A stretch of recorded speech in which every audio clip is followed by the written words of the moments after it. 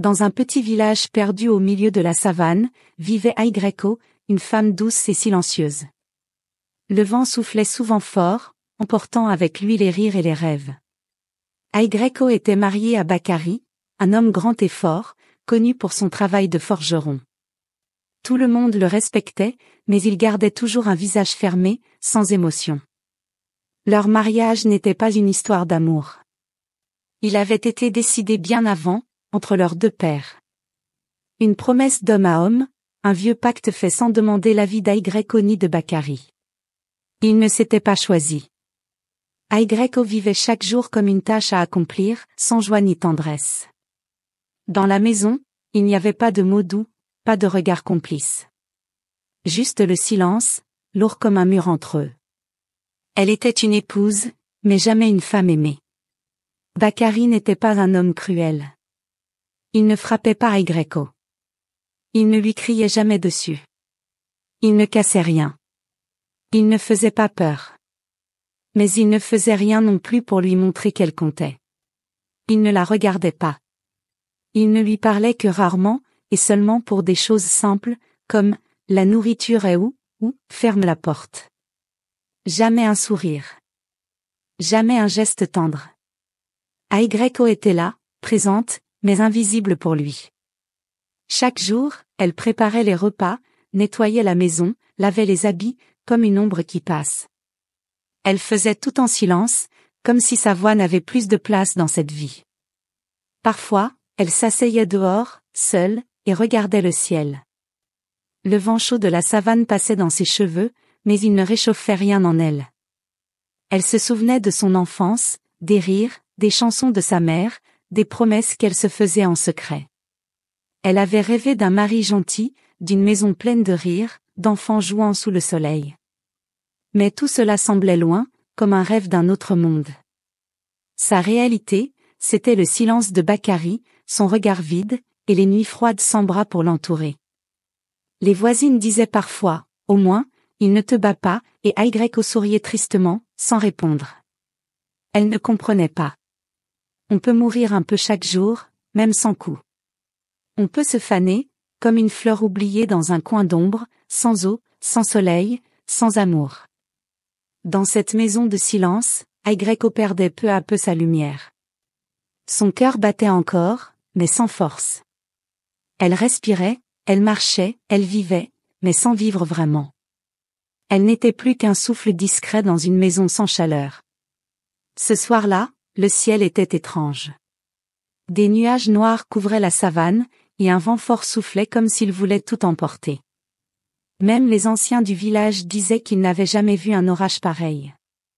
Les arbres pliaient, la terre tremblait légèrement, et les tambours du tonnerre résonnaient comme des cris venus d'un autre monde. Aigreko était assise près du feu, inquiète. Bakari était parti tôt dans la journée pour chercher du bois, et il n'était toujours pas revenu. Elle regardait la porte, encore et encore, le cœur serré. Puis, enfin, elle entendit ses pas lourds. Il entra, et s'effondra. Sa jambe droite était en sang. Une morsure horrible lui avait déchiré la chair. Ce n'était pas une morsure normale. La plaie était noire, humide, pleine de choses qui bougeaient, comme si elle était vivante. Une odeur forte, presque irrespirable, remplissait la pièce. Aigreko recula de peur. Bakari, lui, ne disait rien. Il avait le visage fermé, dur, comme s'il voulait cacher la douleur. Mais dans ses yeux, on voyait une peur qu'il n'avait jamais montrée avant. Aigreko appela les anciens. Très vite, tout le village sut que quelque chose n'allait pas. On disait que Bakari avait marché dans un lieu interdit, qu'il avait dérangé un esprit de la forêt, ou peut-être croisé une bête maudite. Personne ne savait exactement ce qui s'était passé, mais tous sentaient que ce n'était pas naturel. Les enfants n'avaient pas le droit d'approcher la maison. Les femmes murmuraient entre elles, parlant de malédiction. Un ancien dit, « Ce n'est pas une blessure ordinaire. » Et tout le monde se tut. Le silence revint. Mais un silence lourd, plein de peur et de mystère. Dans cette nuit d'orage, quelque chose de sombre venait d'entrer avec Bakari. Quelque chose que personne ne comprenait. Le village savait que, lorsque quelque chose d'étrange ou de dangereux se produisait, il fallait appeler Malaki. Il n'était pas comme les autres hommes du village. Malaki était un vieux devin aveugle, mais son regard intérieur semblait voir plus loin que ce que les yeux pouvaient percevoir. Sa sagesse était immense, et même les plus grands chefs respectaient ses paroles. Personne ne remettait en question ses connaissances, car il avait toujours eu raison. Le bruit courut vite, et en peu de temps, Malaki arriva, guidé par un jeune garçon. Il portait des vêtements usés, simples, et son visage était marqué par le temps. Mais dans ses mains tremblantes se cachait une force que personne n'osait contester. En entrant dans la maison d'Aigreco, il se dirigea droit vers Bakari, sans hésitation, malgré son manque de vue. Il s'agenouilla près de Bakari et posa doucement sa main sur la plaie. Le contact avec la peau déchirée fut brutal, et Aigreco sentit un frisson glacé parcourir son corps. Les autres se tenaient à l'écart, retenant leur souffle. Malaki, d'une main experte, caressa lentement la blessure. Sa respiration se fit plus lourde, plus profonde. Il ne dit rien pendant quelques secondes, mais son silence en disait long. Puis, il posa une seconde main sur la poitrine de Bakari, comme s'il cherchait à sentir l'âme de l'homme. Aigreco attendait, les yeux fixés sur lui, impatiente mais aussi terrifiée par ce qu'il allait dire. Malaki se releva lentement, son visage marqué par une gravité que personne ne lui avait jamais vue. Même sans ses yeux, il semblait comprendre tout ce qui se passait. Il se tourna vers le village entier, et sa voix résonna dans la pièce, claire et forte, remplie de certitude. Ce n'est pas une blessure ordinaire, dit-il enfin. Ce n'est pas le travail d'une bête ni d'une maladie. Ce que Bakari porte, c'est une malédiction née du cœur. Il se tourna vers Aigreco et la fixa d'un regard que personne n'aurait pu comprendre. Pour qu'il survive, tu devras lécher cette plaie chaque nuit, pendant cette nuit. Sinon, il mourra. Et toi aussi. Les mots de Malaki tombèrent comme un coup de tonnerre. Tout le monde resta figé. Aigreco ne savait pas quoi répondre. Une malédiction? Pourquoi cela? Pourquoi elle? Pourquoi maintenant? Le silence qui suivit était lourd, effrayant. Chacun essayait de comprendre ce que ces paroles signifiaient. Mais Aigreco, perdu dans ses pensées, ne pouvait qu'attendre, figé, en attendant que le monde autour d'elle se mette en place. Le devin avait parlé.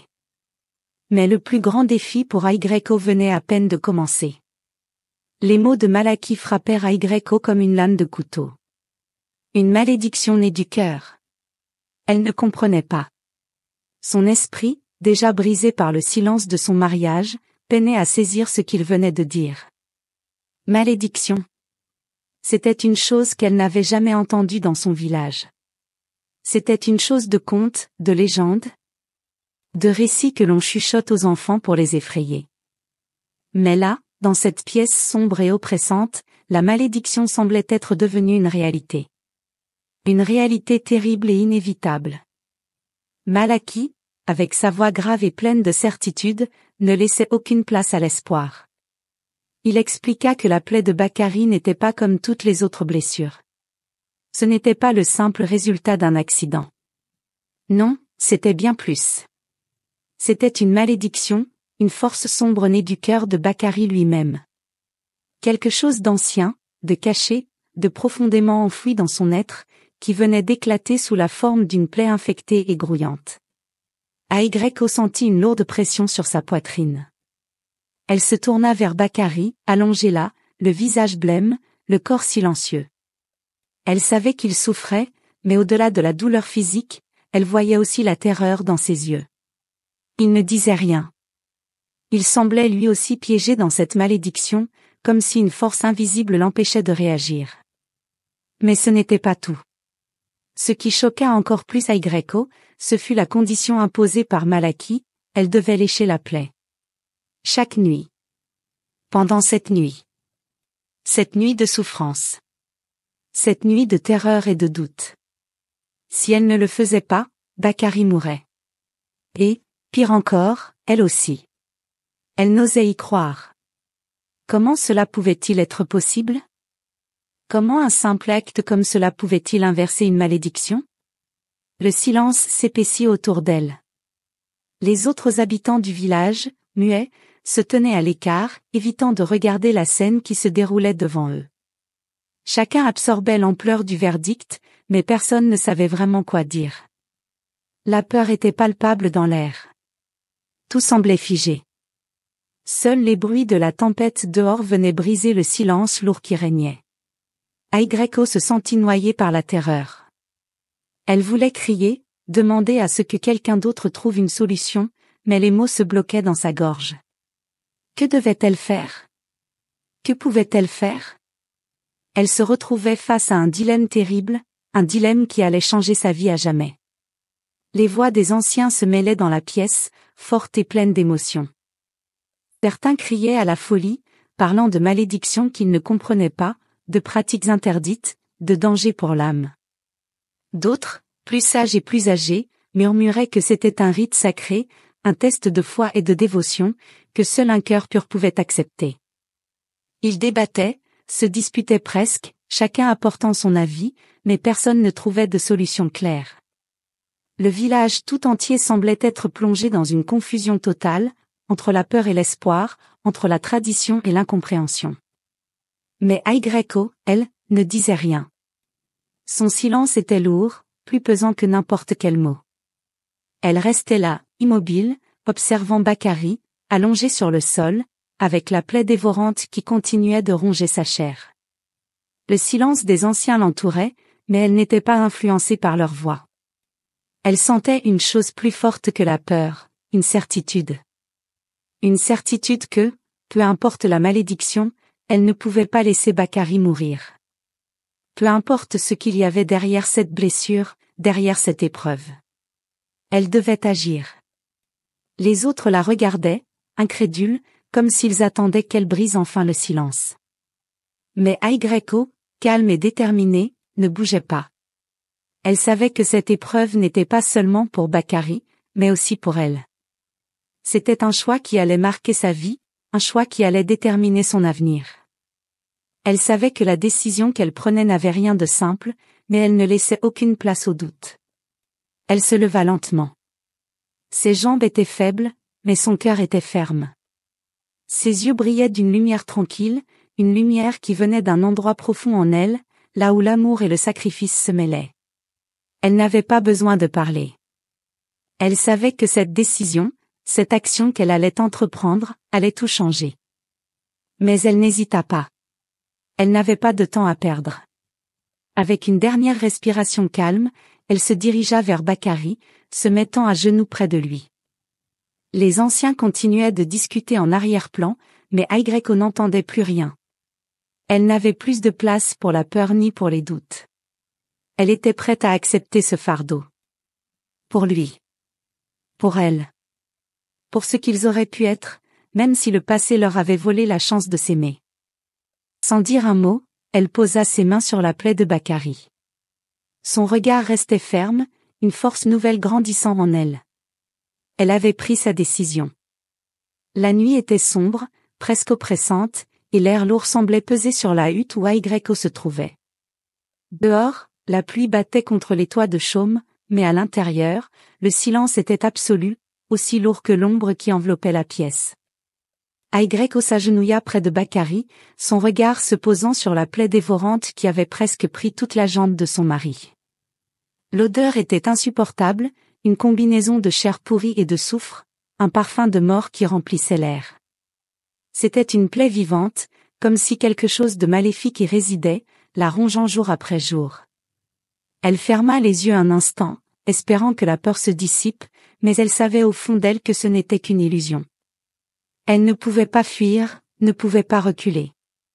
Ce qu'elle s'apprêtait à faire n'était pas simplement difficile, c'était contre nature. Mais elle avait donné sa parole, et elle savait qu'elle n'avait pas d'autre choix. Elle prit une grande inspiration et s'approcha lentement de la plaie. L'odeur, déjà insoutenable, envahit ses narines, la faisant presque suffoquer. Ses mains tremblaient, et son cœur battait à tout rompre. Elle sentait le froid de la nuit pénétrer dans ses os, mais rien n'était plus glaçant que l'inquiétude qui lui serrait la gorge. Pourtant, elle ne pouvait pas laisser la peur la contrôler. Avec un courage qu'elle ne se connaissait pas, elle posa ses lèvres sur la blessure de Bakary. Dès qu'elle toucha la peau infectée, un frisson glacé parcourut son corps, et un goût amer, métallique, envahit sa bouche. C'était comme si la plaie elle-même cherchait à la repousser. L'odeur était fétide, comme si elle léchait un poison vivant. Son corps tout entier se révoltait, mais elle n'arrêta pas. Chaque mouvement de sa langue semblait provoquer une réaction dans la plaie, comme si quelque chose d'invisible s'éveillait à l'intérieur d'elle. Les premières secondes furent un combat intérieur. Elle sentit le dégoût, la nausée, et la terreur, mais au fond de son esprit, quelque chose d'autre la poussait à continuer. Elle ferma les yeux plus fort, se concentrant sur le geste qu'elle accomplissait, sur la promesse qu'elle avait faite. Elle devait le faire. Elle n'avait pas d'autre choix. En silence, elle continua à lécher la plaie, une fois, puis encore, sans jamais détourner son regard. Elle sentait quelque chose de plus grand qu'elle s'éveillait en elle, une force, une détermination qu'elle n'aurait jamais cru possible. La peur et le dégoût étaient toujours là, mais ils étaient maintenant éclipsés par une étrange sensation, quelque chose de profond qui se transformait, lentement, en une forme de résignation. Elle faisait ce qu'elle devait faire. Pour lui. Pour leur vie. La deuxième nuit, Aigreco se leva encore une fois, sans un mot, et se dirigea vers Bakary, allongé sur le sol. L'odeur de la plaie était toujours aussi forte, presque insupportable, mais elle avait appris à la supporter. Cette nuit-là, elle se sentait différente, comme si quelque chose en elle avait changé, mais pas dans le bon sens. Elle n'avait plus la peur qui la paralysait, mais un autre sentiment, plus lourd.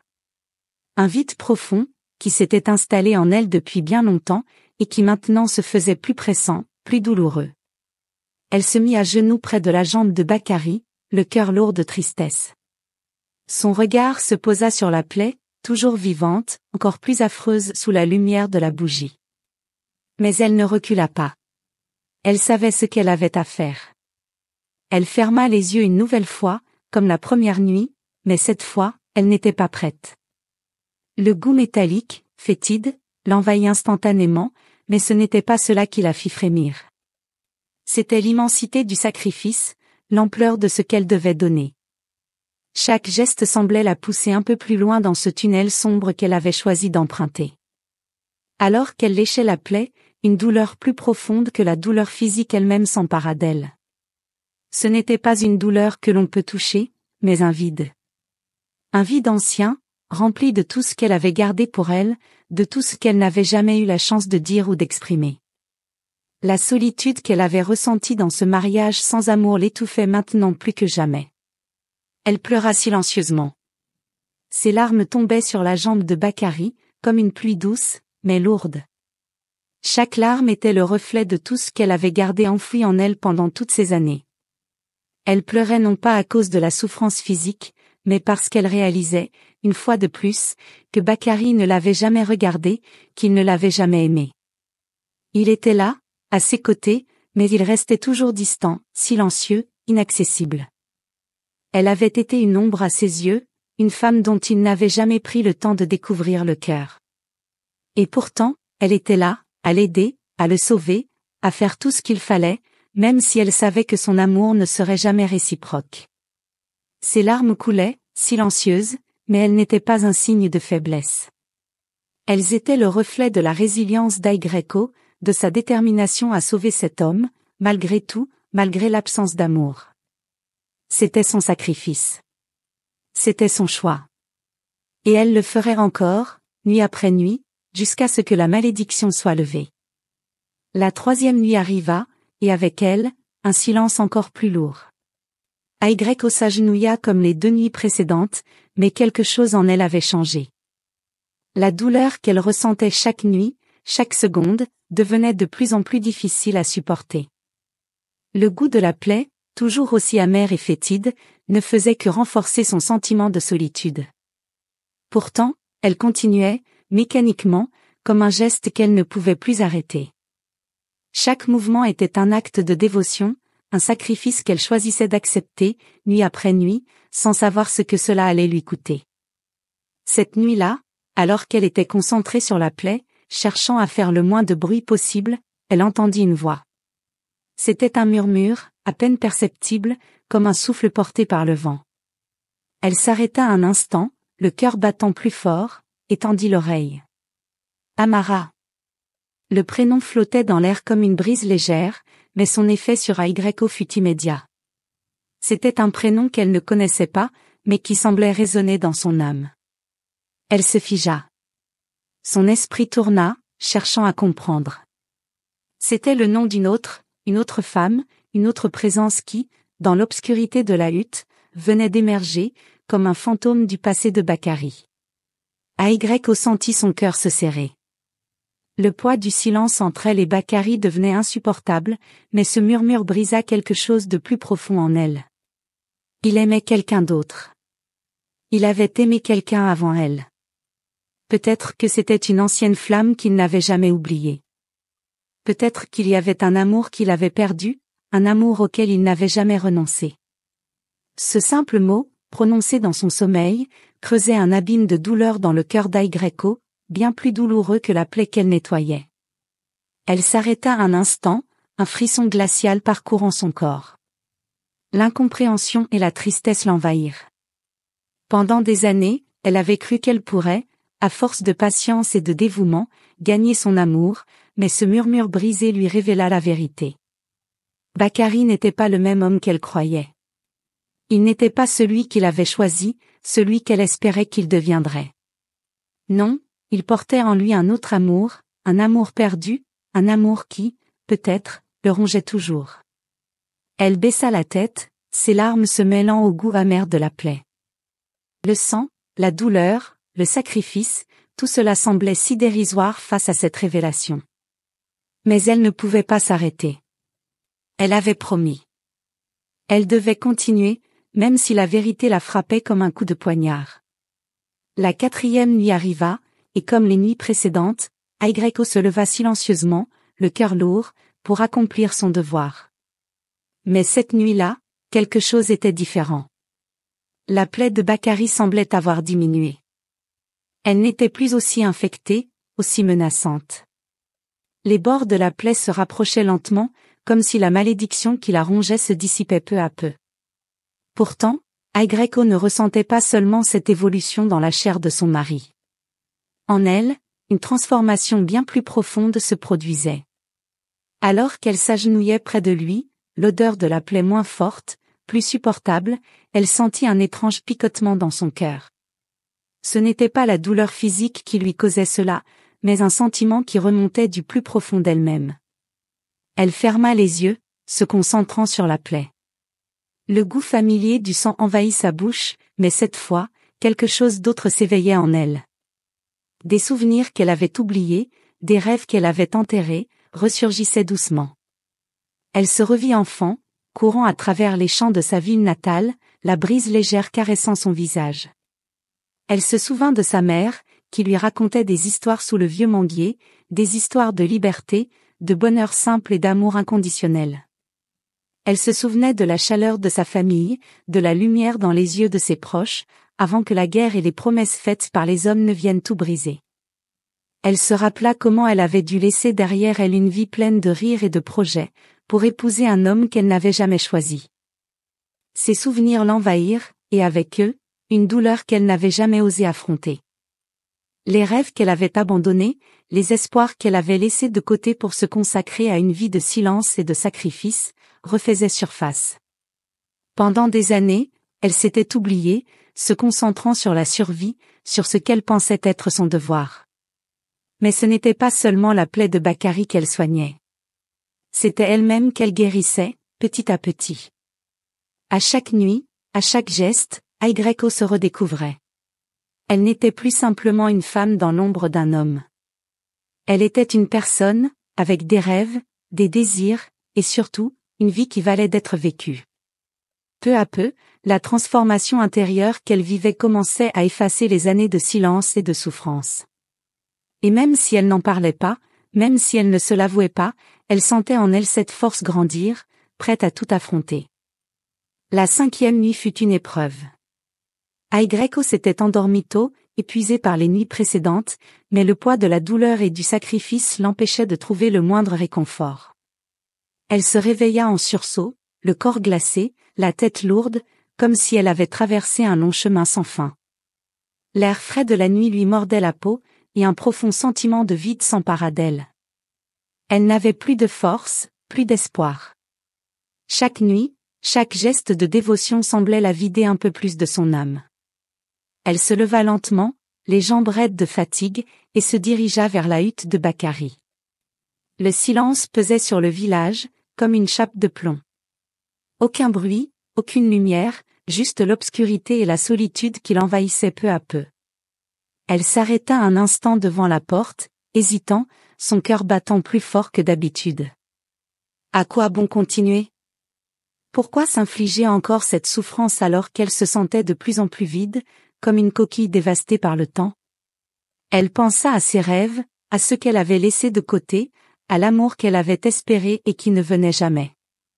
Elle pensa à ses espoirs d'un avenir heureux, celui où elle et Bakari s'aimaient, se comprenaient, bâtissaient une vie ensemble. Mais tout cela semblait maintenant si loin, si irréel.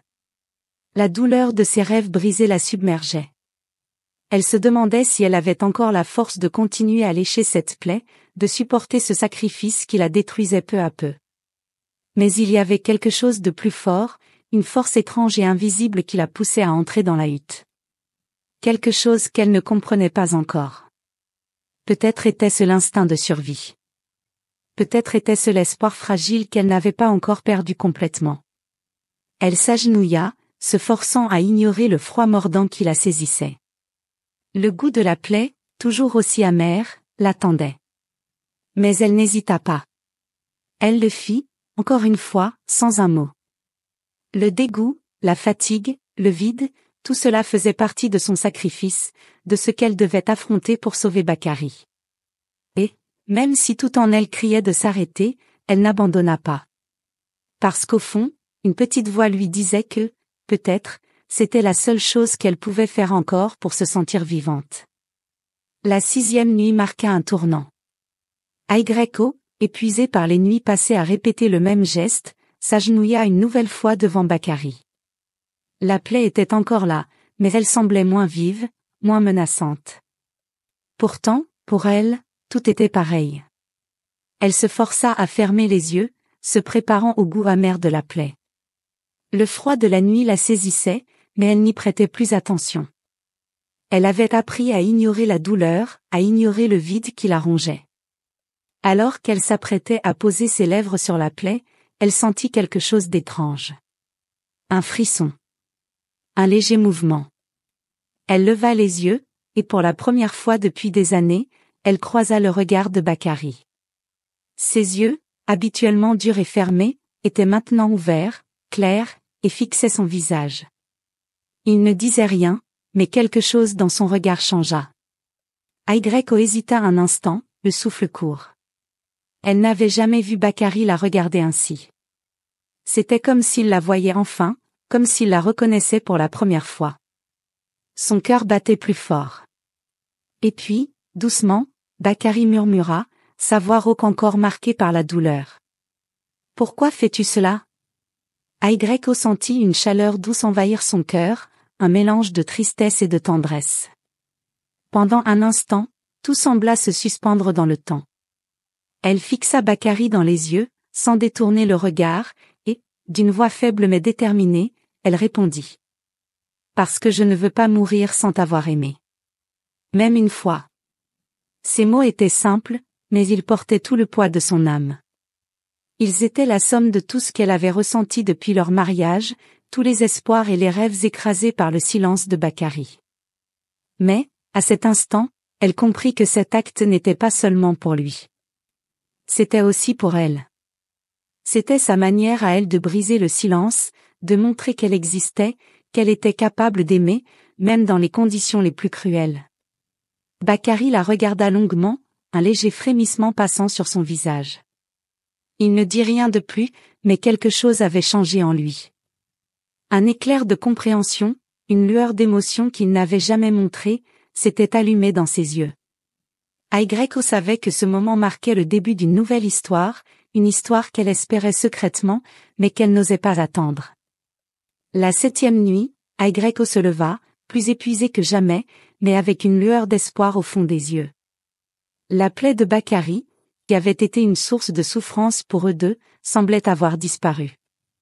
Le matin se leva lentement, et lorsqu'elle aperçut la jambe de Bakary, il n'y avait plus de traces de la blessure.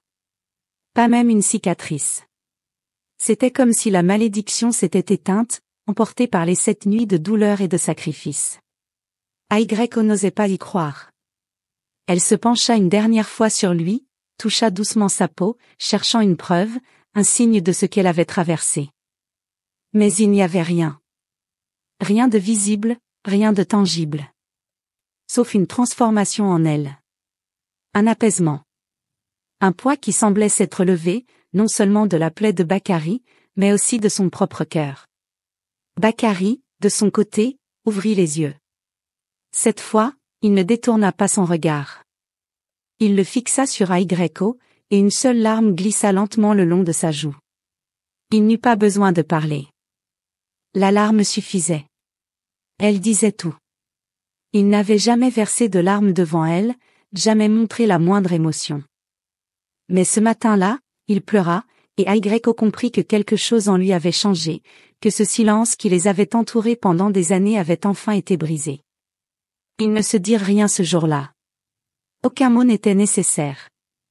Ils s'étaient trouvés d'une manière ou d'une autre. C'était comme si, après toute cette souffrance, leur cœur avait trouvé un chemin commun. Ce jour-là, Bakary posa son marteau de forgeron. Le métal qu'il travaillait si durement ne l'intéressait plus. Il se tourna vers la terre. Il planta des arbres, comme s'il voulait réparer tout ce qui avait été brisé dans leur vie. Un acte simple, mais symbolique. Il plantait des racines, pour lui, pour Aigreko, pour leur avenir. Aigreko, elle, se leva tôt chaque matin. Elle s'assit dehors, sous les premiers rayons du soleil. Un souffle doux passait dans l'air, et elle se mit à chanter. Elle chantait doucement, presque pour elle-même, sous le vent. Ses chansons étaient simples, mais pleines de douceur et de paix. Elle chantait pour la vie retrouvée, pour l'amour qui naissait lentement entre elle et Bakary. Le vent portait sa voix loin, comme si le monde entier l'entendait. Ainsi, à travers la souffrance, la guérison s'était opérée. Pas seulement celle du corps, mais aussi celle du cœur.